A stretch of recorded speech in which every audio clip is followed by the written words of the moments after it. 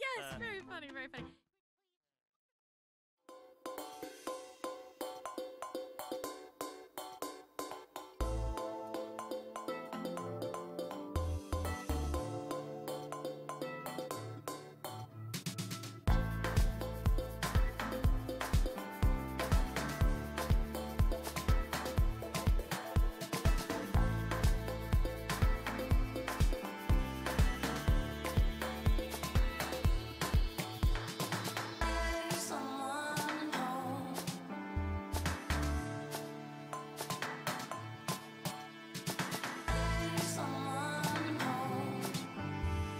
The Shanghai Pilot Free Trade Zone was established as a way to further drive market reforms to boost the overall Chinese economy. The Free Trade Zone exists in 4 main areas under the control of customs. This Free Trade Zone is where goods can be imported and exported without the intervention of customs authorities. A Free Trade Zone is not the same as a free trade area where countries agree to eliminate tariffs and import quotas like NAFTA and ASEAN agreements. It is known as a pilot free trade zone because it is an experiment zone that can be used all across China with reforms that can further develop China's economy. It has created a lot of excitement throughout China as places like Xiamen, Guangdong, Chongqing, and Tianyin want to establish a free trade zone similar to the one set up in Shanghai. Next, we will talk about the 3 main goals of the Shanghai Pilot Free Trade Zone. In the Shanghai Pilot Free Trade Zone, a range of services including the financial, transportation, commerce and trade, professional, cultural, and public services sectors are to be enlarged and open. In most sectors, market access restrictions will be suspended or canceled regarding requirements concerning the qualification of investors, limitations on foreign participation, and restrictions concerning businesses, among others. A negative list will be implemented within the zone. For the projects that are not stated in the negative list, foreign and domestic investors will receive the same treatment. The second major task of the Shanghai Pilot Free Trade Zone is to promote the transformation of China's trade development approach. In order to change from a low value-added trade partner, the Shanghai Pilot Free Trade Zone is cultivating new trading types and functions. Multinational companies are encouraged to set up Asia-Pacific regional headquarters with comprehensive functions including trading, logistics, and settlement. More efforts will be made to promote Shanghai as an international trading center and to expand the function of the special account regarding cross-border receipts or the payment and financing of trade and services. In addition, enterprises in the Shanghai Pilot Free Trade Zone will be supported to develop offshore business. Under proper risk control, the Shanghai Pilot Free Trade Zone will pilot RMB capital account convertibility, interest rate liberalization, and the cross-border use of the RMB. The Shanghai Pilot Free Trade Zone will explore a trial foreign exchange administrative system that is in line with international practices to better facilitate trade and investment. In the Shanghai Pilot Free Trade Zone, the assets of financial institutions will be recorded at market rates.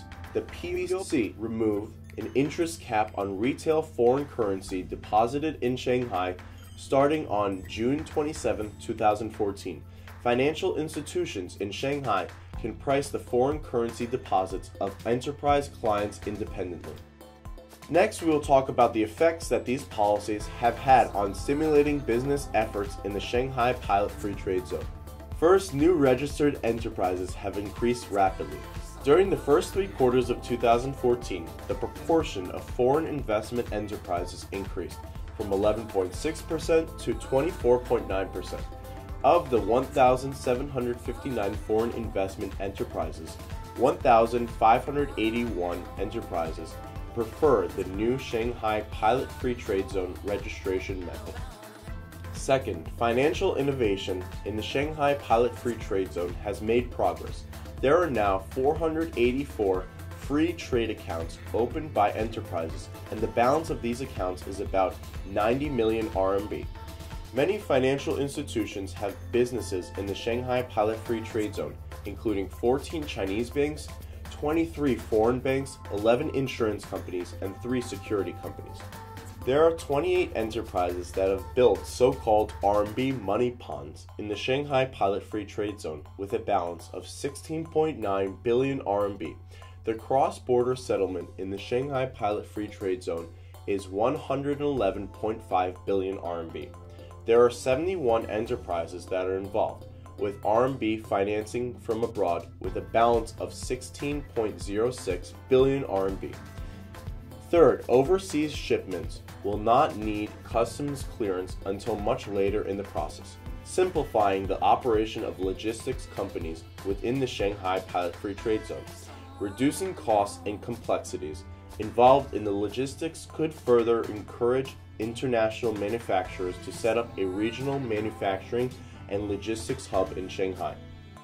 While there have been positive impacts from the Shanghai Pilot Free Trade Zone on China's economy, there are still some concerns that need to be addressed. Until March 2015, many offices haven't been rented. Foreign companies are taking their time, in part because of the ambiguous legislation of the pilot project.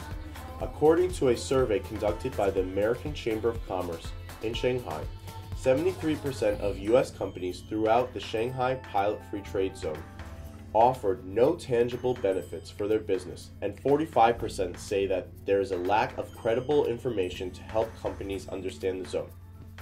A concern of the CEO, who states that even if business is doing well, other issues such as sites on the internet that are inaccessible are also slowing production down. Some websites are blocked or are only intermittently accessible. These kind of things are really harmful. China has as a target to be an innovative country. Innovation needs information, needs flow of ideas, needs flow of data. You need access to quick connection.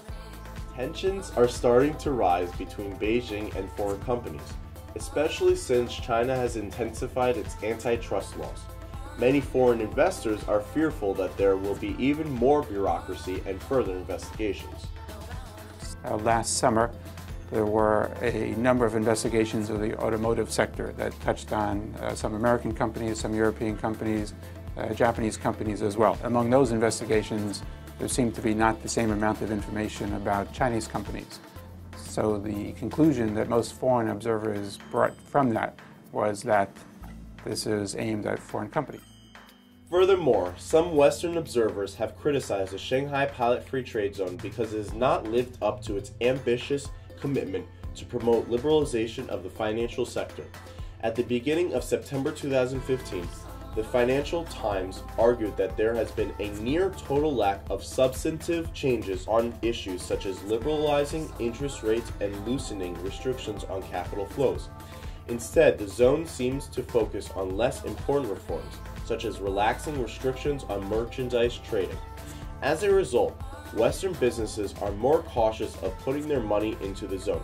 We feel that financial reforms in the Shanghai Pilot Free Trade Zone are essential for China's long-term economic development. So it's been 3 years that have not been quite as optimistic as I think people had predicted at the time.